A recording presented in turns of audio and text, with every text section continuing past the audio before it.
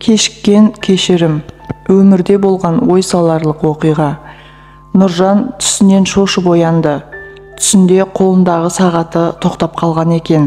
Бұны жай түске балаған ол мән бермеді. Бірақ көз іле алмады, өйткені сол сағатты анасы сыйға тартқан еді. Күн бейсенбі, оятқыш әдеттегідей сағат 7-де шырылдады. Түндегі түсін қайта-қайта ойлап жатқан ол ояу еді.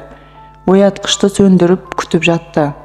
Күткендегі мақсаты қасындағы жұбайы тұрып, таңғы ас әзірлеп қояр деген ойы болды. Әйткенмен тал түске дейін ұйықтауға үйренген қала қызы оянбады. Оянбақ түгілі оятқыштың даусын да естіген жоқ. Нұржан ашуланып төсегінен тұрып кетті. Таңғы асын ішіп жатып, терезеге алдындағы балапан торғайға көзі түсті. Балапан торғайдың қанаты сынған екен. Ұшып жүрген кезде зақымдап алса керек. Оның қасында анасы келіп, тырнағынан қысып ұшып кетті. Торғайдың баласына көрсеткен мейірбандылығын көріп, Нұржан өзінің жанарынан тамған жасты байқамай да қалды. Нұржанның есіне балалық шағы оралды. Ол сәби кезіндегі алған жарақатын есіне алды. Футбол ойнап жүрген кезде құлап, қолын ауыртып алып, анасы күн демей, түн демей қасында болғаны туралы ойлады. Бір сәтте орнынан атып тұрды да, іле-шала киініп, сыртқа қарай беттеді. Көлігін тез оталдырды да жолға шықты. Ойында тек неге деген сауал тұрды. Асыққан сайын жылдамдықты үдете түсті. Алайда кептеліске тап болып, ойлаған сайын минуттары секундтарға айналды. Шыдамағасын көлігін таптап, межелеген жерге жүгіріп баруды ұйғарды. Өкпесі өшсе де діттеген жеріне ақыры жетті. Оны күзетшілер кіргізбеді. Оларды тыңдамай ішке енген ол анасы жатқан бөлмеге қарай бет алды. Бағанадан бері асығып келе жатқан жері қарттар үйі болатын.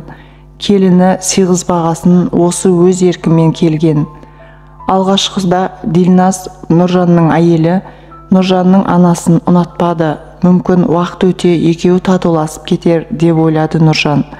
Бірақ бәрі бекер. Нұржан жұмысқа кеткенде анасына бір кесе шай құйып беру түгілі саусағында қимылдатпайтын. Сол үйдің үйін жинап, асын әзірлеп, кірін жуып жүрген сол Нұржанның анасы еді.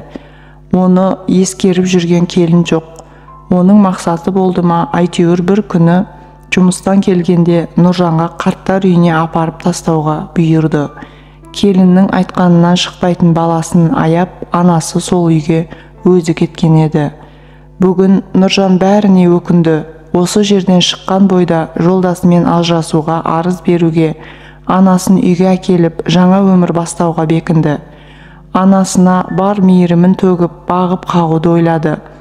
Үйдің мәні де, сәні де анасы екенін түсінді. Анасы кеткелі бері үйден шуақ жоғалғандай болды.